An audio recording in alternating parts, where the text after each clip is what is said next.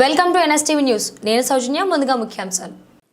ఖమ్మం జిల్లాలో అన్నం సేవా ఫౌండేషన్ సంస్థ ద్వారా అనేక మంది అభాగ్యులకు, అనాథలకు నిత్యం సేవలందిస్తూ ఎన్నో వేల అనాథ శవాలకు అంత్యక్రియలు చేసి ఆపద్బాంధవుడుగా నిలిచాడు ఖమ్మం జిల్లా వాసి డాక్టర్ అన్నం శ్రీనివాసరావు.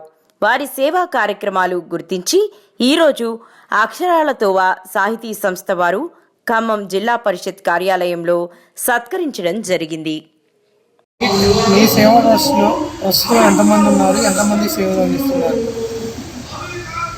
ఖమ్మం నగరంలోని అన్నం సేవా అనాథ శరణాలయంలో 220 మంది మొక్కు, కళ్ళు, కాళ్ళు, మాట కానీ మతిసించలేని పక్షవాతం, అనేక రకాల వ్యాధిగ్రస్తులు మొక్కులేని వాళ్ళకి నిత్యం సేవలు అందిస్తూ, ఆరోగ్యం చూస్తూ, ఆకలి తీరుతూ, సఫరీలు చేస్తూ మా దేవుడికి సేవ చేసినట్టుగా మేము భావిస్తున్నాం.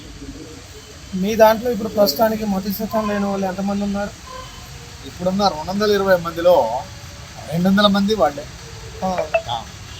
మీరు సేవాభావాలు వాళ్ళకి తినటం కానీ, వాళ్ళ శుద్ధి చేయటం కానీ ఇవన్నీ కూడా ఎలా ఉంటాయి?